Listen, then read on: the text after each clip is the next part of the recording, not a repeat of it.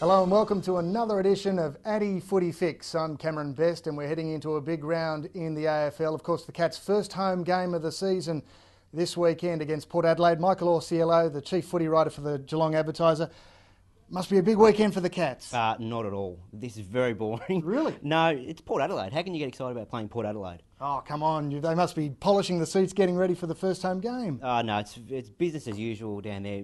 Win or lose every week. They like to come in Monday morning with the same sort of mindset, and it's the same every week. What is it about this keep a lid on it mentality? It makes everything boring. Well, it makes it boring for us, but I guess that's the way they like to go about it. Keeps them settled, I guess. And that's the way they've been doing it for 4 years. It's been working for them. Why would they change it now? Well, we obviously didn't see that in round one when Chris Scott was very emotional in the coach's box after the win. Yeah, well, that's what made it so exciting, because we never normally get to see it, and I guess that's why we liked it so much. We probably won't see it as much anymore. They will keep a lid on it from now on, but it was great to see. I hope we see more of it. Well, speaking of that, we'll have a look at some of the highlights from the press conference this week. You can make your mind up for yourself. Far be it for me to comment on the match review panel, but my personal view is that they made the right decision. There's a good chance you'll be 3-0. Is that not commenting? Yeah. There's a good chance you'll be 3-0.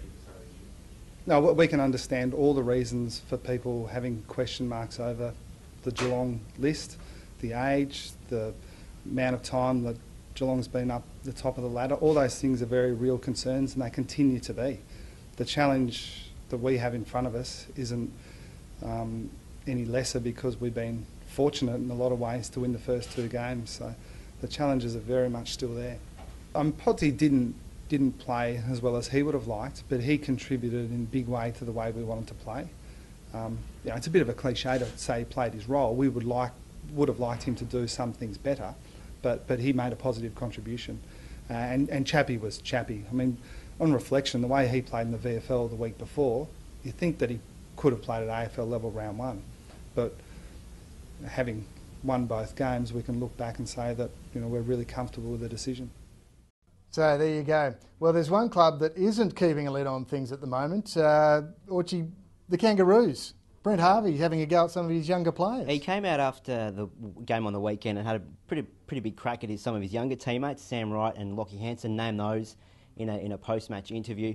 He's been forced to apologise and say that he shouldn't have named them, but I thought it was fantastic that he's come out.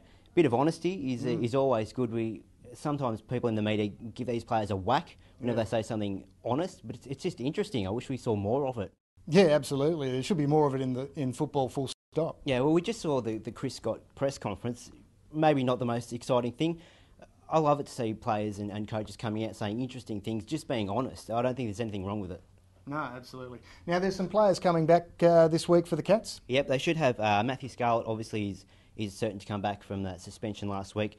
Joel Selwood and Cameron Mooney, they're confident will come back. They're still waiting on Tom Lonergan. They'll assess that later in the week with his calf injury. Fantastic. Well, we'll be back again next week. Don't forget the footy columnists in the Addy each week. Of course, we've got David Schwartz, the Ox. He has a regular column on Saturdays. And the Cat's own Harry Taylor on Wednesdays with some good stuff. He's been writing some good stuff, Orchie. It's been a great start to the year for Harry Taylor. Looking forward to it the rest of the year. It's a tough gig writing a column every week, but we'll see how he goes by about round 14 or so. It's tough every week, don't worry about that. Absolutely. And we'll see you next week on Addy Footy Fix.